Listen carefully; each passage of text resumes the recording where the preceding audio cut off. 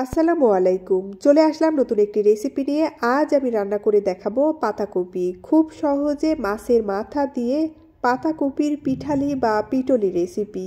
চলুন তাহলে শুরু করা যাক। পাতাকপির পিটলি রান্না করার জন্য প্রথমে এখানে আমি একটি পাতাকপি নিয়ে নিয়েছি। পাতাকপিটা আমি কেটে নেব। দেখুন পাতাকপিটা আমি কেটে ধুয়ে পরিষ্কার করে নিয়েছি। পাতাকপিটা আমি এমন মিহি কুচি করে কেটে নিয়েছি।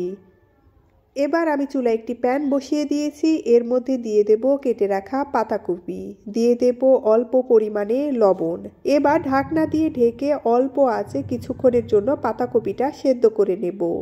আমি অল্প আঁচে 4-5 মিনিটের মতো রান্না করে নিয়েছি। দেখুন পাতাকপিটা সেদ্ধ হয়ে গেছে। এবার পাতাকপিটা নামিয়ে নেব। এখানে আমি রুই মাছের মাথা নিয়ে নিয়েছি। আপনারা চাইলে যে কোনো মাছের মাথা নিয়ে নিতে পারেন। মাথাটা আমি কেটে ধুয়ে পরিষ্কার করে নিয়েছি। এবার এর মধ্যে দিয়ে দেব অল্প পরিমাণে লবণ, হলুদ গুঁড়ো, মরিচের গুঁড়ো। এবার হাত দিয়ে মাছের সাথে হলুদ মরিচটা খুব ভালোভাবে মেখে নেব। দেখুন মাখা হয়ে গেছে। এবার এটা আমি সাইডে রেখে দেব। আমি চুলায় একটা প্যান বসিয়ে দিয়েছি। এবার এর মধ্যে দিয়ে দেব তেল। তেল গরম হয়ে গেলে এর মধ্যে মাখিয়ে রাখা মাছের মাথাটা দিয়ে দেব। অল্প আঁচে উল্টিয়ে পাল্টিয়ে মাছের মাথাটা লালচে কালার করে ভেজে নেব। দেখুন এক পাশে ভাজা হয়ে গেছে। এবার উল্টিয়ে দেব। অপর পাশেও এমন করে ভেজে নেব। মাছের মাথা ভাজা হয়ে গেছে। এবার উঠিয়ে নেব। এবার একই তেলের মধ্যে দিয়ে দেব পেঁয়াজ কুচি, রসুন কুচি, দিয়ে দেব কাঁচামরিচ। এবার এর মধ্যে দিয়ে দেব একটা তেজপাতা আর অল্প পরিমাণে গোটা জিরে।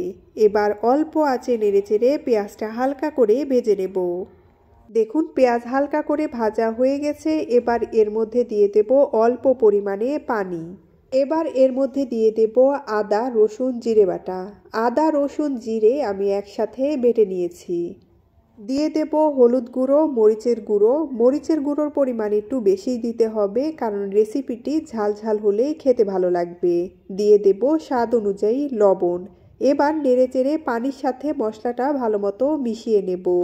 নেড়েচেড়ে মশলাটা ভালোমতো কষিয়ে নিতে হবে, না হলে মশলার কাঁচা গন্ধ থেকে যাবে। দেখুন ওপর দিয়ে তেল ছেড়ে দিয়েছে, মশলা কষানো হয়ে গেছে। এবার এর মধ্যে দিয়ে দেব অল্প পরিমাণে পানি। এবার নেড়েচেড়ে পানির সাথে সবকিছু ভালোমতো মিশিয়ে নেব। এবার এর মধ্যে ভেজে রাখা মাছের মাথাটা দিয়ে দেব। ঢাকনা দিয়ে ঢেকে অল্প আঁচে মাছের মাথাটা কিছুক্ষণ কষিয়ে নেব।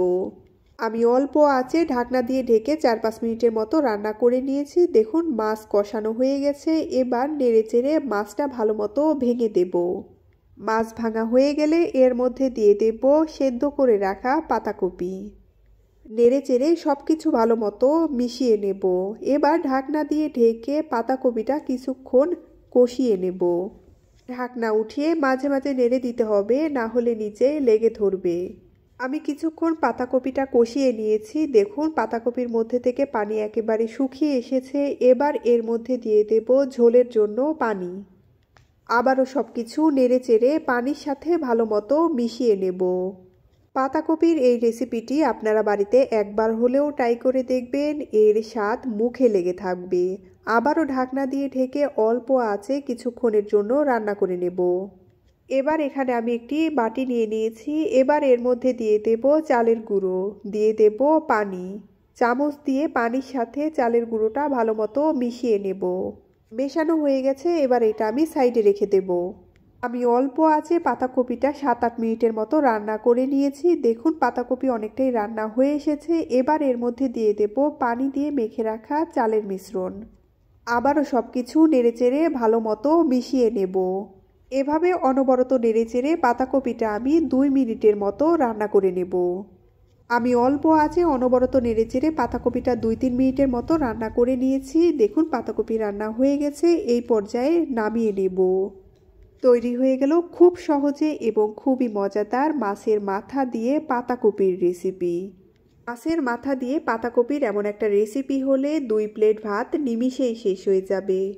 আপনারা বাড়িতে একবার হলেও পাতাকপির এই রেসিপিটি ট্রাই করে দেখবেন। এতক্ষণ পাশে থাকার জন্য ধন্যবাদ সবাইকে।